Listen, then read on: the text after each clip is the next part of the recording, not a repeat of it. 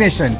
Who is going to be the Chief Minister of Manipur is the question. Can full-fledged president rule come into force in the state in case they fail to decide the new Chief Minister? What is the road ahead? Who will steer Manipur after 21 months of ethnic violence? Intense political activity is taking place in Imphal as BJP leader Sambit Patra is meeting MLAs. But will issues change after Biren Singh demitted office? And what are these pending issues?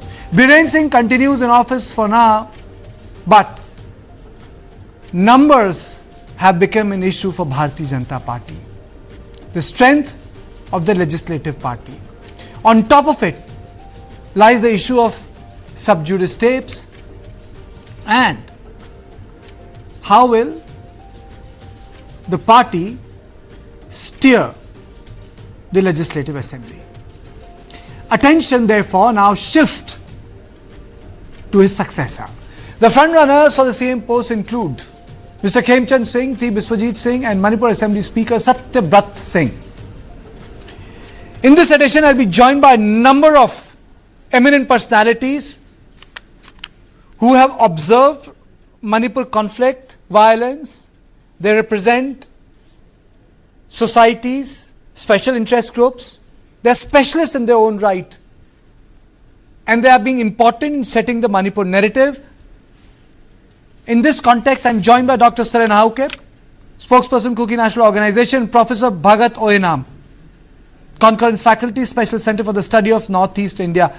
I'll straight away go to Dr. Haukep first. And my question to you is, sir, what next now? Thank you, Kargil. Good evening. Good evening to all panelists.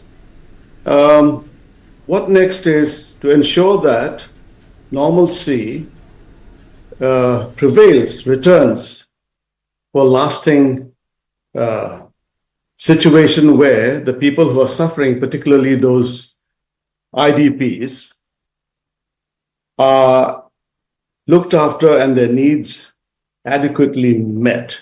That is on ground for the helpless civilians.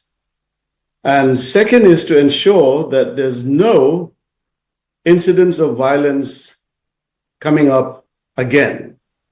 Once those two are achieved, then the political element of how we go forward can be discussed among the stakeholders, chaired by, of course, the center, and of course, with participation from the state and the SOO groups. Thank you.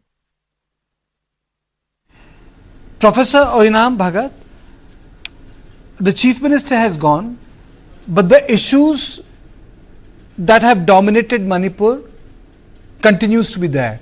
Do you think that those issues will change or they need to be addressed? For example, the 5 issues he has put in his resignation letter, they don't go anywhere. Well, Kartik, I would put like this. The way things have happened in the last 7-8 months, more than the cookies, most of the Meitei civil society groups, of course the Congress party is there, had been wanting the removal of Chief Minister Biren Singh. Way the things had been handled, the way the status quo remained, spurt of violence remained. So his going was, demanded by both the communities. And this is interesting part to see. Somehow his going should at least pave the way towards a possible dialogue, because his removal was initially what the Kuki civil societies were demanding for, because he was seen as partial too. You also know that there is a leakage of a tape where he talks about bombing, and those discussion is already, those recording is already in the Supreme Court. So he's moving away, at least might be a ground for discussion. And we should not begin with immediate, solution to come by. But dialogue is extremely essential. When you sit down together, all your anger, perhaps even you met it out to the other, and others should be able to listen to each other. So that patience and willingness to listen to the other, both sides have grievances, their own angers that have to be shared. And I think this might be a beginning point of coming of the peace. Dr. How can the dialogue begin? What can be the middle ground for the dialogue between the Kukis and Maitis? See, dialogue was in progress wherein the state, which is a stakeholder, had refused to participate under the leadership of the person we all know. And now he's taken that noble decision to submit his resignation. He's made a sacrifice to pave the way ahead for dialogue to recommence. And there we would have the agenda on the table, and all concerned stakeholders would look at the agenda, and we discuss those amicably in a democratic manner. And we find a way forward collectively, because the perspective we have to adopt now is not who is right and who is wrong. Those are incident-oriented issues. And be that as it may, they should be kept in the background now. And in terms of a way forward, we need to discuss the issues that are common to both communities. Both communities have been affected. Both communities are suffering. We cannot let this stagnate. And so once dialogue is in place, it is not a good idea, I would say, to have preconditions set out by either side, neither from the government. And we should come together, as the gentleman just said, bring forth our common issues, which is self-evident in many ways. And then we take each point, in a methodical manner.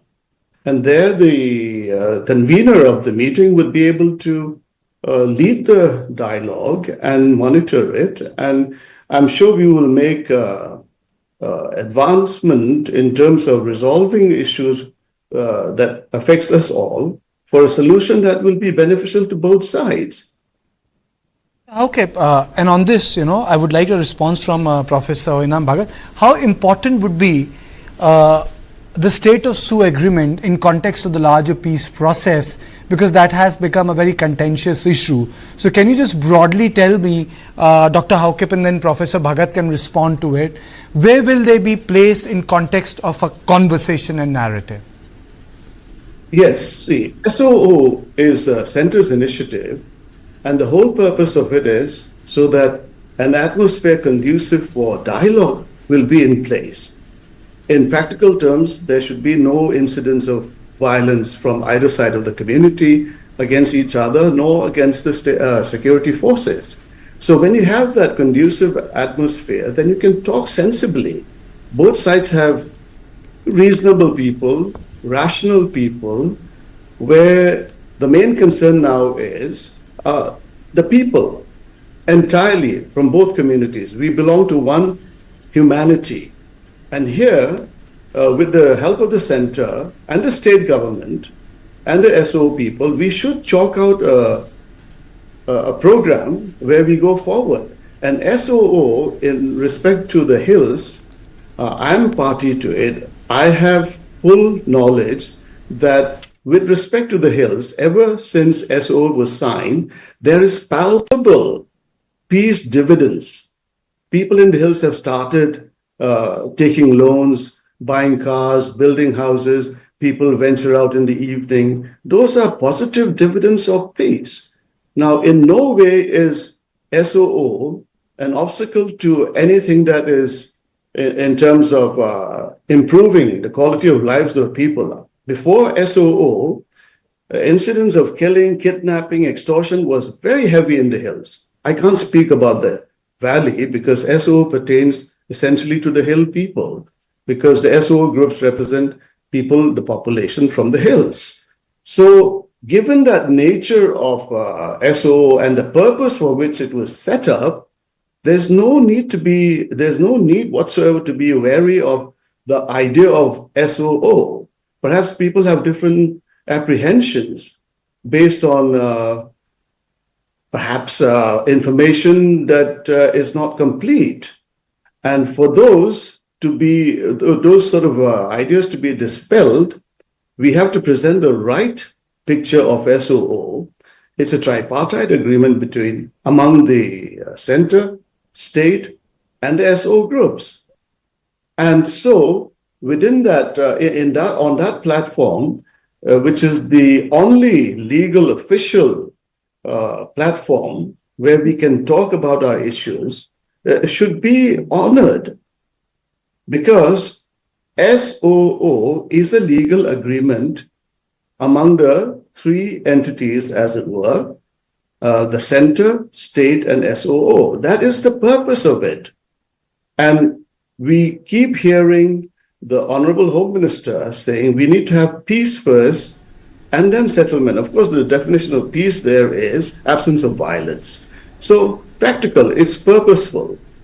Now, if the purpose of SOO is dialogue and peace, then every constituent, every party must be participating positively. Why has the state abrogated SOO, which is contradictory to the purpose of peace?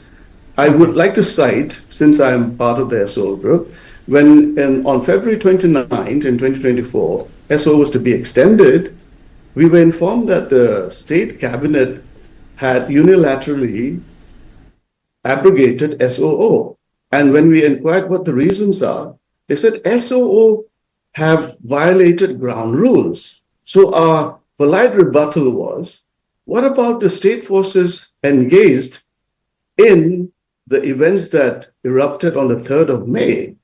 They were leading the mob, the radical elements, to attack the Kukizo settlements in Imphal. And not only that, subsequent days into the foothills, and hundreds of villages were uprooted. People were fleeing. Okay. And there we have IDPs. Now, anyway, I don't want to go there. As I said, we shouldn't be talking about that aspect too much. It's public knowledge. But the purpose of SOO is to resolve these issues. Okay. That's the perspective. That's the point of view I wanted. Dr. Bhagat, is there a contrary point of view, or is there a measure of is there a space for some sort of a conversation around SOO right now, or do you think it will be a non-negotiable for a particular interest group or a large community? No, I would put it like this, Karthik. I have a slightly different view, as different from Mr. Haukip, but in politics, nothing is non-negotiable. People do take strong positions, but when you sit down together, then things may turn out that those are not so hardened as we presume to be.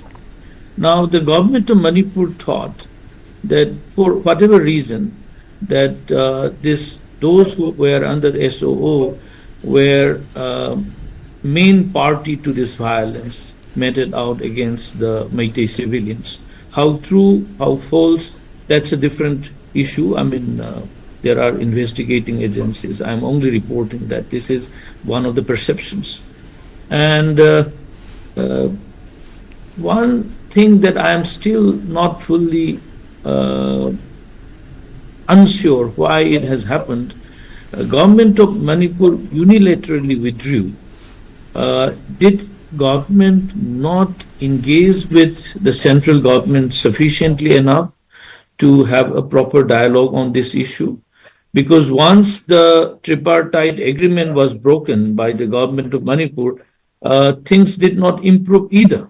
It was in limbo. The central was not responding. The status of SOO is not very clear at this point.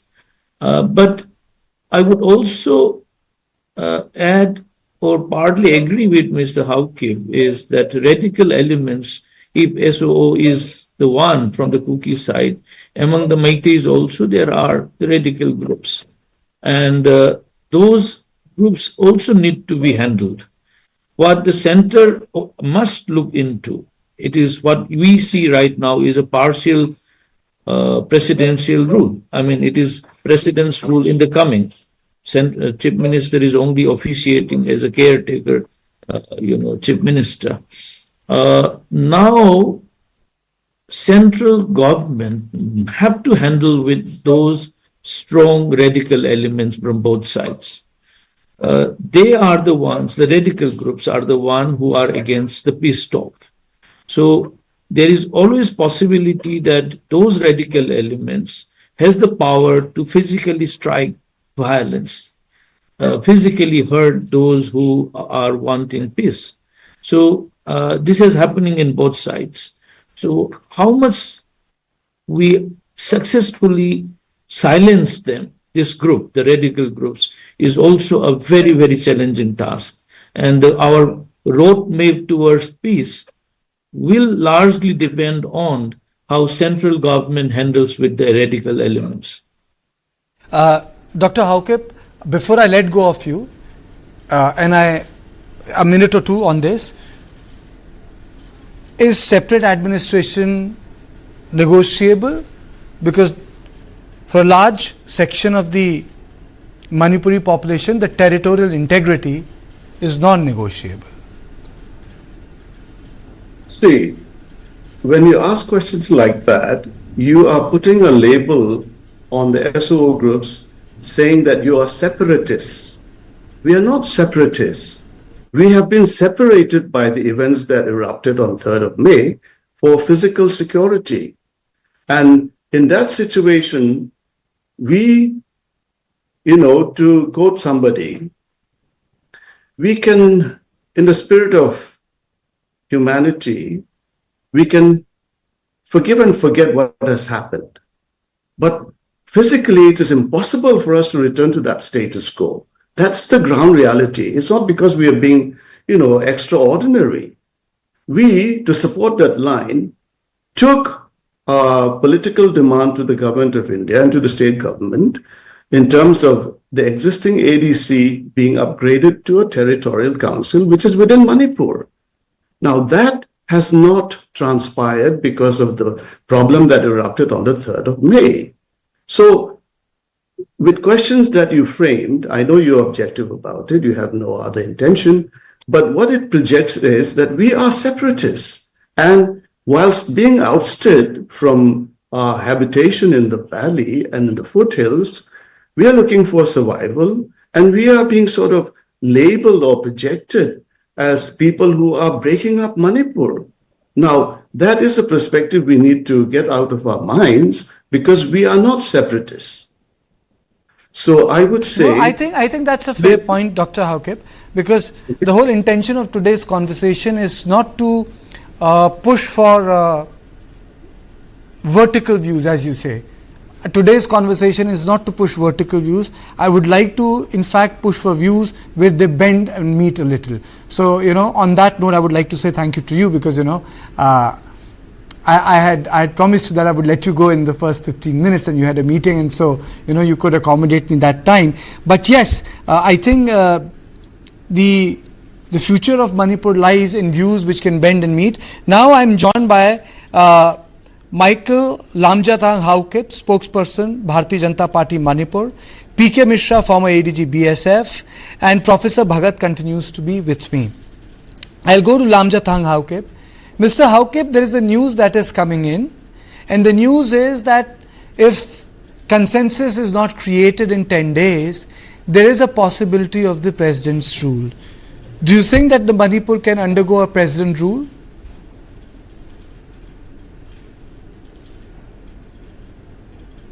Good evening, Yes, Michael, yes, this question is to you. Manipur situation is always evolving, and it's very dynamic. It's always new things comes up each and every time. It's a kind of, that's the uniqueness of our beautiful state Manipur. So BJP have a absolute majority in the legislative assembly, in the house. So there is no point of president rule, and there is no point of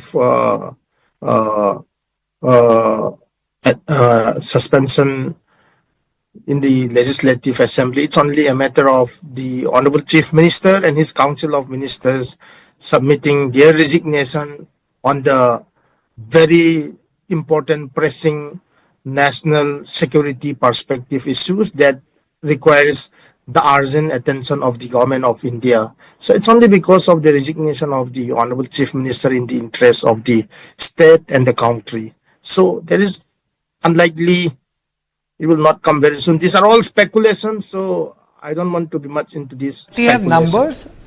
Michael, does your party have numbers? Absolutely, absolutely. The party have the numbers. We are having the absolute numbers. You have the numbers.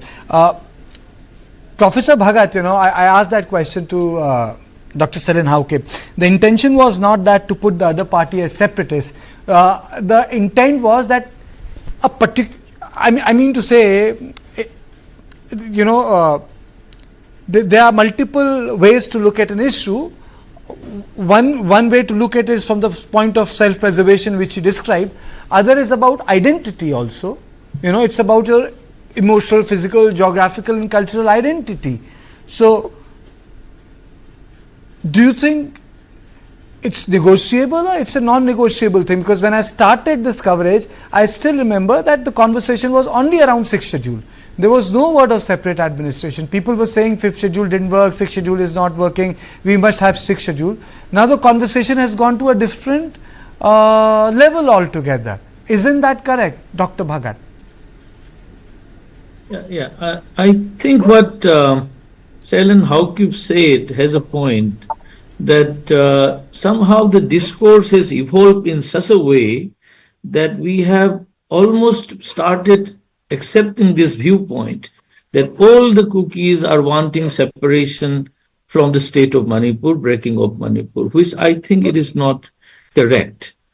Yes, there are certain radical civil society groups and SOO groups who might be wanting to, but perhaps, if I am not mistaken, majority of the Kuki communities may not be wanting separation from Manipur, but they want their certain,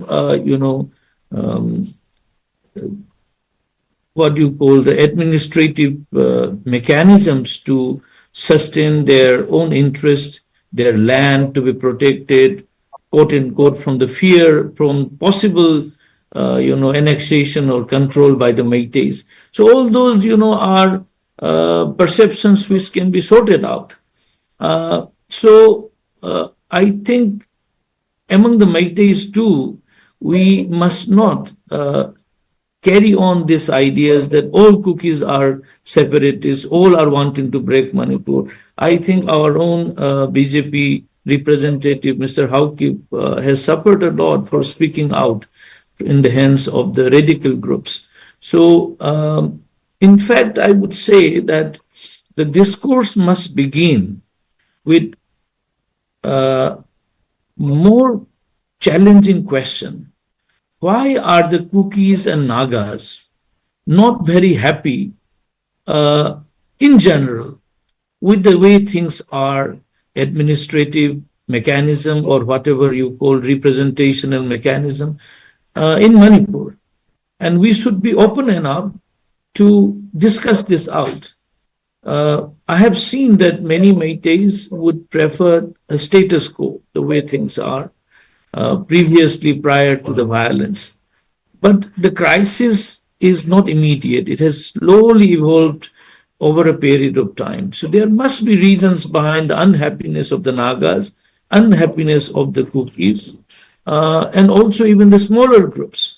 So the majority, now the Métis are not even majority in one sense, 48%. But nonetheless, they are larger in number. And we should sit down and discuss that what is the problem where things have gone wrong. And we, none of us should come up with a precondition for any possible dialogue to come. That is where I think we should be a little more open and stop the stereotypes and the discourses that are being just forcibly spread out. Yeah. P.K. Mishra, former ADG BSF, continues to be with me. Mr. Mishra, there are there are certain issues which are not going away.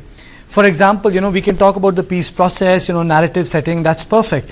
But the issues of weapons in the valley, the inability to de-weaponize it, IDPs in the camps, inability to relocate them, or for example, the FMR regime has been suspended, the poppy cultivation, those are the pressing issues. But more than that, the weapons in the valley are the issues. What happens to that? On one way we can talk about the whole rail track of the conversation, but then what about the weapons which are floating all over the place? Kartika, yes. In fact, only yesterday what has happened, I just told you earlier also. Mr. N. Biren Singh went to Governor's house to submit his resignation. And at the same time, very close to Imphal, one outpost of Manipur police was attacked and weapons were taken away by militants and the radicals. So what about the law and order situation? What about the extortion which is going on in Manipur? What about the extortion taking place in Dimapur National Highway? What about the extortion which is happening at Jiribam National Highway? And what about the poppy cultivation which is going on now itself? I'm telling you, Kartikeya, I just found out this in last 1 week. We are having poppy cultivation even now, ahead of Sangakot axis towards Myanmar, ahead of Singha towards Bihang axis on left and right of the road, ahead of Chapki Karang, and they are still there. And poppy cultivation have to be immediately smashed by use of helicopters, not by hand. And yes, you are telling about weapons. 6,000 weapons were looted. Out of 6,000, only 45% weapons we have recovered. Other 55% weapons are available in the valley. I am telling you that it is not aware. We should not tell cookies are radicals. No, they are not. All SOO 25 groups which were there in August 2008, they signed this tripartite agreement. They are not radicals. Definitely not.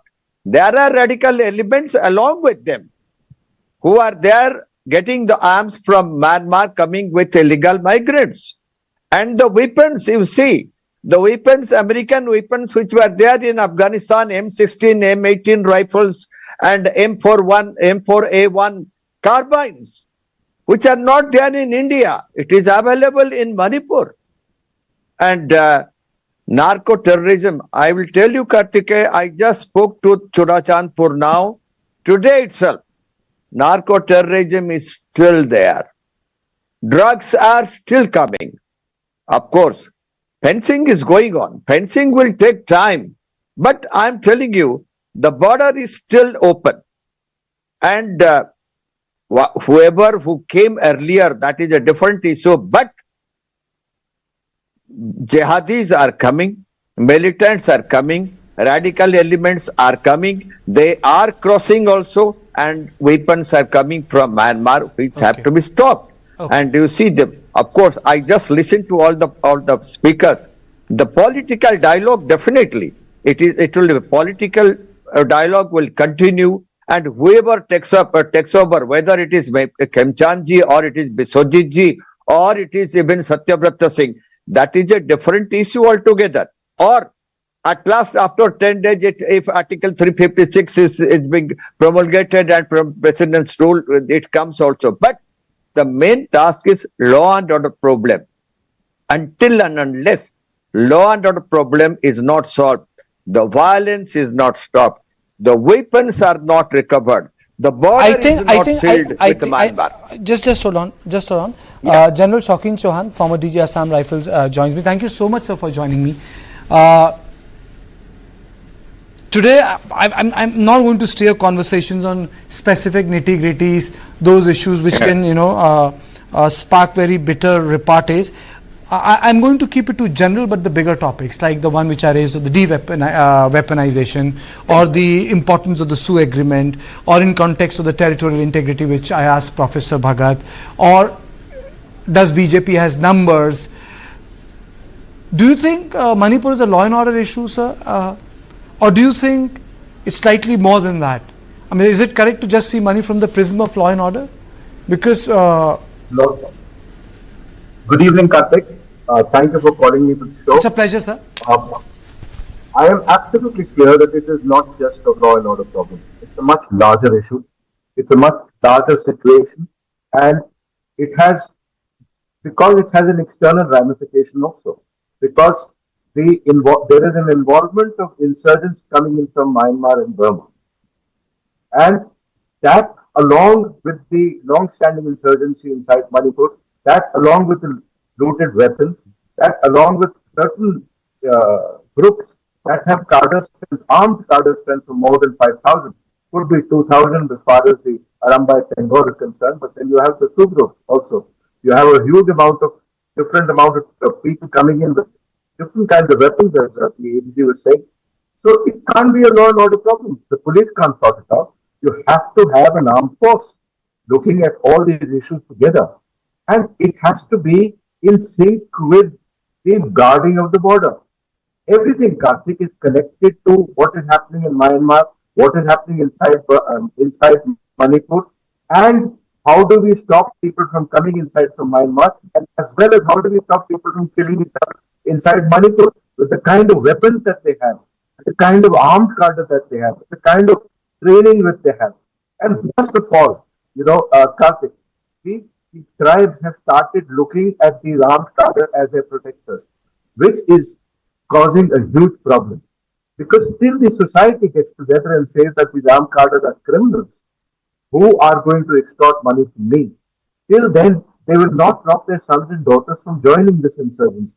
And once, at the present moment, in both the tribes, whether it's the Kuki or the Maiti, the problem is that the current lot of insurgent groups have been looked upon as protectors to their cause, to their right. And that's what is causing a major issue inside Manipur, and that is what is causing a problem for us to try and solve it. So how do we get these people together? How do we get them to sit down together? How do we get the society to... General Chokin John, on this I would like to get Michael Lamjatang Haukip. He's the one who has suffered the violence. His ancestral house was burned. And Lamjatang, you had spoken on the Mar and other issues. Do you think it's possible for those 10 Kuki MLAs now to come and sit with the counterparts in Imphal? Yes, assembly is not taking place. Is it possible for them to sit together and at least have a conversation, have a cup of tea? Your party is in power. I know you are not the sole spokesperson. No, absolutely, Kartikeya, absolutely. It should be possible because the allegation was against the Chief Minister, and the demand and the voice for demand for removal and resignation of the Chief Minister was one of the preconditions set by the 10 MLAs. So obviously, since the Chief Minister himself has resigned, and so they should go and they should step forward, and then they should not change the goalposts which they have already set. So it's high time for the 10 MLAs to go step forward, because the Chief Minister, he himself has resigned in the interest of the national security. So it's absolutely possible, Kartikeya. Now, Jaunba Hijang Misao, social activist, someone who has been associated with the show for a long time, often taken very strong positions. We have fought on the show also, but he has always been part of it. Misao, I had asked this question to Dr. Seren Haukip. Is it possible to move ahead now? Is it possible for the Kuki community and the leadership with the Maiti community to be on the same table? And my second question to you is, how does one move forward where elected representatives have greater say than the civil society actors who are claiming to represent them? Because I have felt that the civil society actors in the state have started to wield more power than the people who have been voted into power by the people of Manipur, which are like MLAs and MPs. Two questions to you, Misao, and 3 minutes to answer. Thank you, Kartikeya. It's nice to be back again after a long time.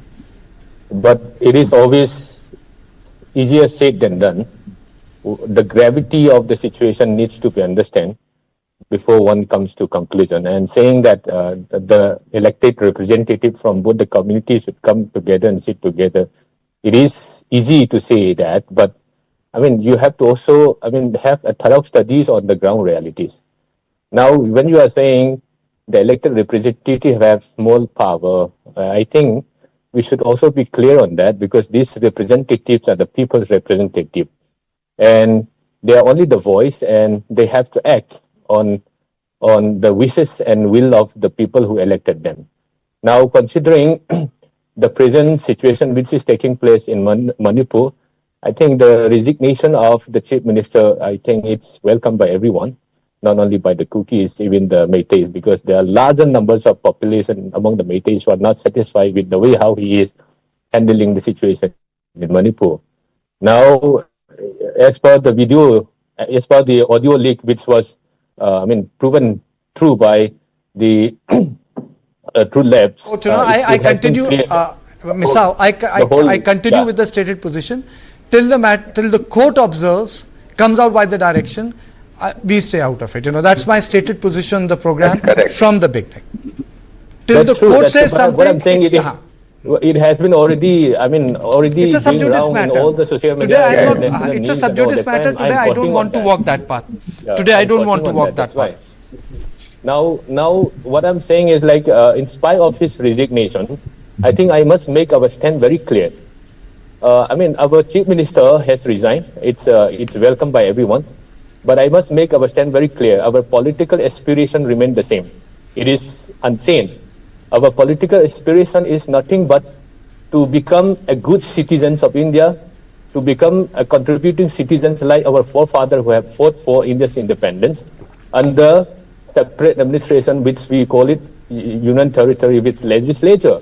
That our political aspiration remain the same. So I think that is also made clear by the elected representative. Now, it is always good for both the community to come together and start a dialogue. I don't know what form of dialogue it could be, but I think that dialogue also has to also taken into account the political aspiration of the Kuki people who have been, a decade-old discrimination and like that kind of like a system where development at all is not reaching to our place. Okay. That was our grievances, and as I was saying, our political aspiration remain till the same till today. I think I should. Now I will bring around all my guests on one issue. I'll start with Professor Oinam Bhagat. This tyranny of vigilantism. India has seen lot of theaters where Indian army had to do its best to restore normalcy. But the sort of vigilantism which Manipur has witnessed is unprecedented in nature. Whether it's Kangla Fort issue, whether people with guns in stadium in the hills, it's unprecedented. I don't want to go into the litany or the names on the both sides, but I personally feel as a journalist, they eat into the legitimate power of the state. Why it has happened, all of you understand that. What I want to understand from you people is, sir, how can that vigilantism be curbed? Professor. See, let me be very candid. The state has to come very heavily, whichever group it may be, any form of militant activity, that has to be curbed. Somehow, the political leadership, both in the state as well as in the center, seem to have allowed things to happen the way it was deteriorating. This is a value-loaded statement I'm saying, deterioration of law and order. How people just moved, you have given the example, I'm not mentioning that again, but how could, the legislature sign, how could legislature just speak the same word which the, civil society groups are saying? That means you are playing in the hands of these radical elements. And the security forces, I won't like to blame them. They follow the instruction of the political leadership. But political leadership in the center also seem to have somehow let it go the way it was developing. And this has to stop somewhere. There may be initially some casualty, let there be, but people must be sent out a message that you cannot take laws into your hand. State forces has to take it over. And people's confidence to the state on the issue of law and order must be regained. At this present juncture, people are really, really scared to speak out. Because if you are in Manipur, you don't know what will happen next moment you speak out, whether in the valley or in the hills. So this confidence has to be given by the state and particularly by the central government. General Chauhan, I had interviewed former DG Assam Rifles a month after he demitted office, General Nair. He gave an interview, it was on many other things, but there was a word he used.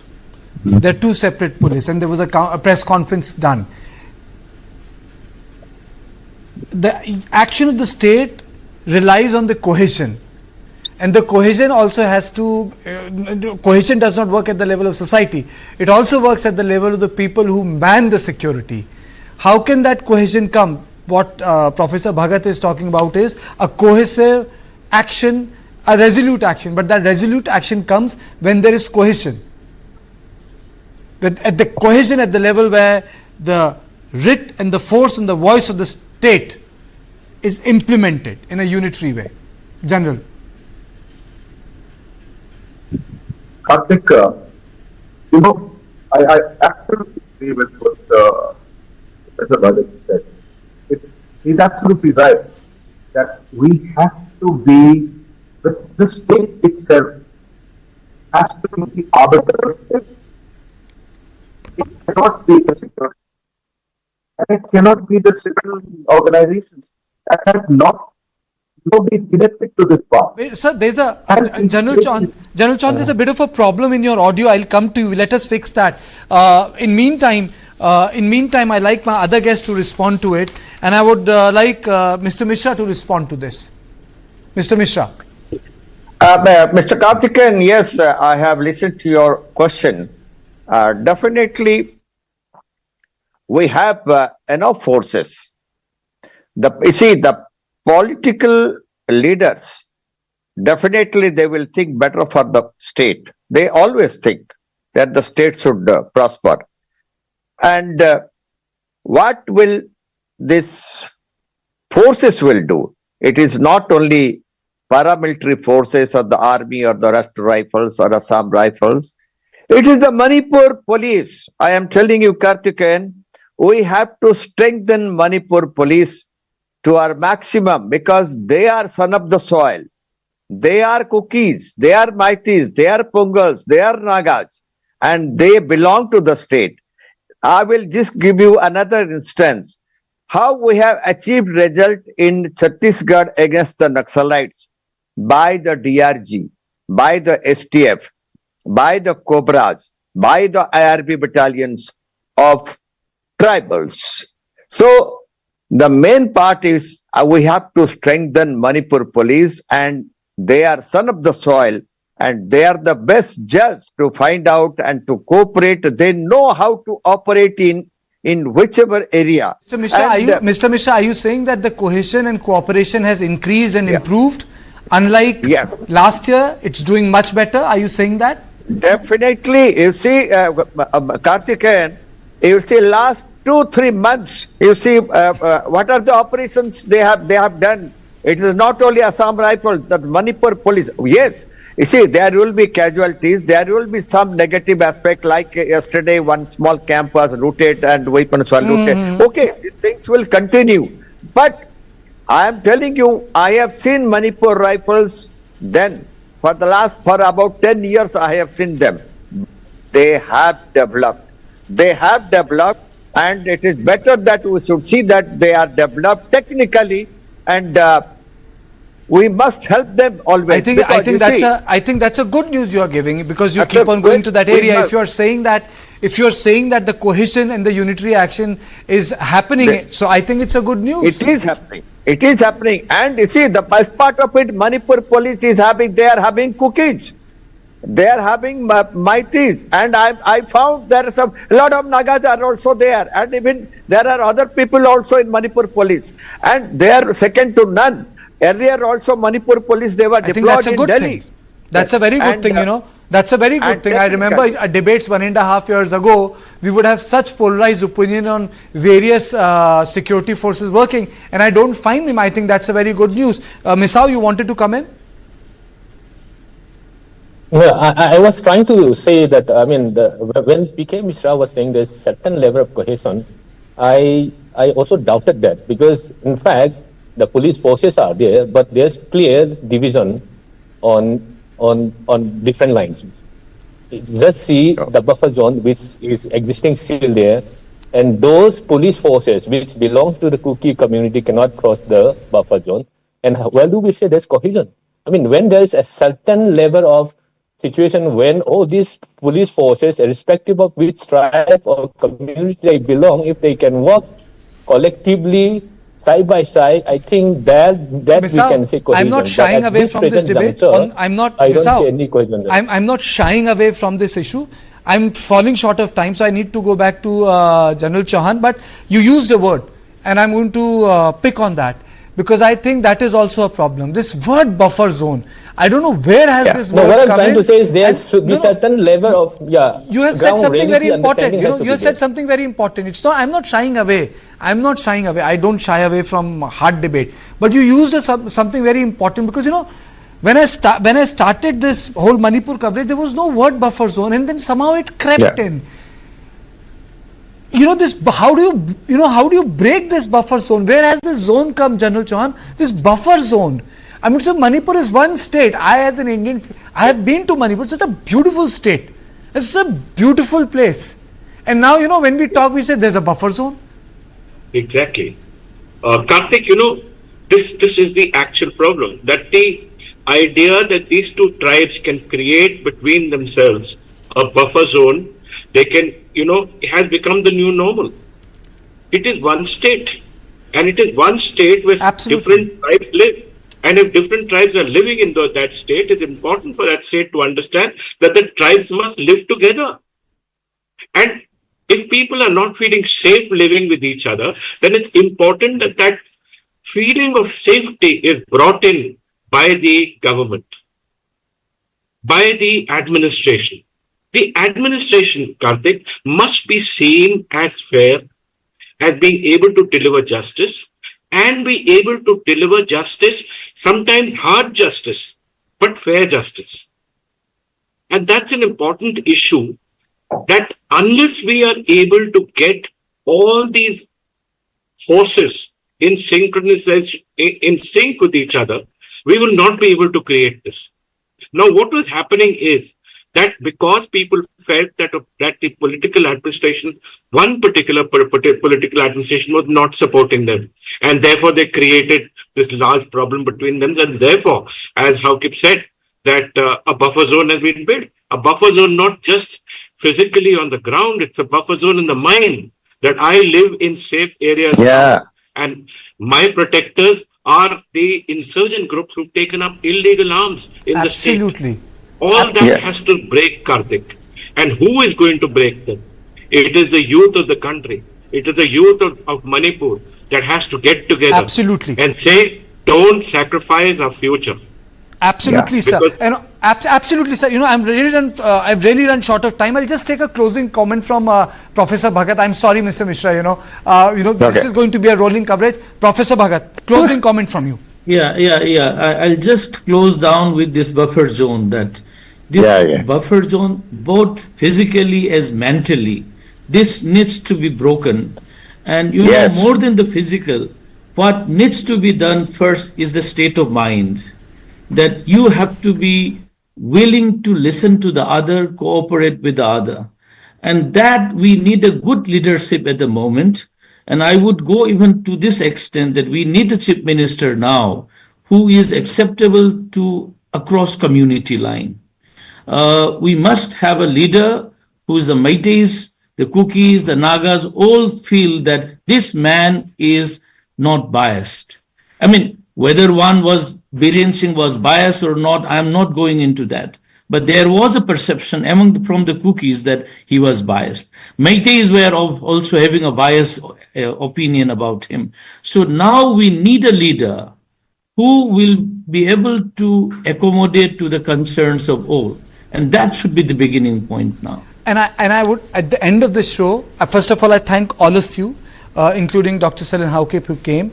I would say that I hope that there is a consensus and there is a new chief minister, because with an elected representative in the state, perhaps I feel it will be much better for the political process to move on. But then history have shown otherwise, where governors have been sent and they have also done a good job, political appointees like Arjun Singh sent by Rajiv Gandhi to Punjab. But well, that's history now. Our coverage on Manipur will continue. The story is not going to end, because the matter is very, very precariously, I would say it hangs in a precarious balance, because an exit has taken place. But if it's not properly filled, the political vacuum can create its own complexity. So that's all on point tonight. Thank you for watching. Do tune in at the same time tomorrow at 7 p.m. Good night.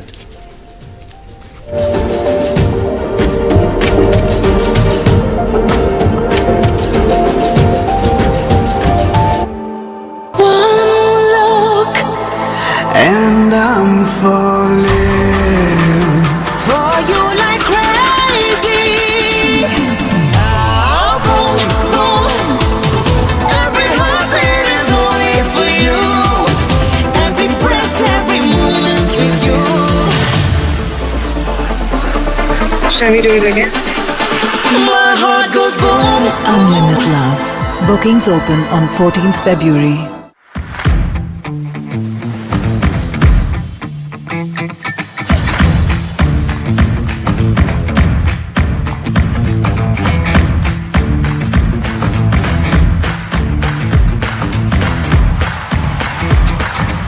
Hello everyone, this is Papon and I am coming to Dilwalo Ki Dilli this Valentine's Day to perform for the World Travel and Tourism Festival.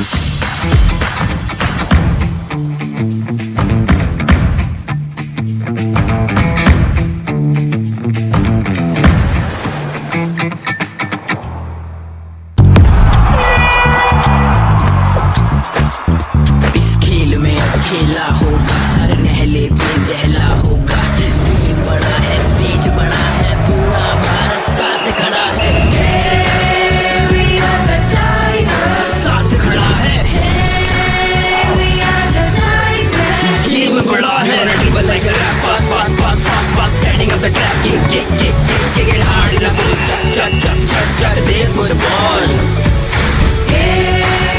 We are the tigers. Chuck there for the ball. There for the ball. We are the tigers. Shaka there for the ball. We are the tigers. Shaka there for the ball. Shaka there for the ball. We are at the highest airfield in India and one of the highest airfield in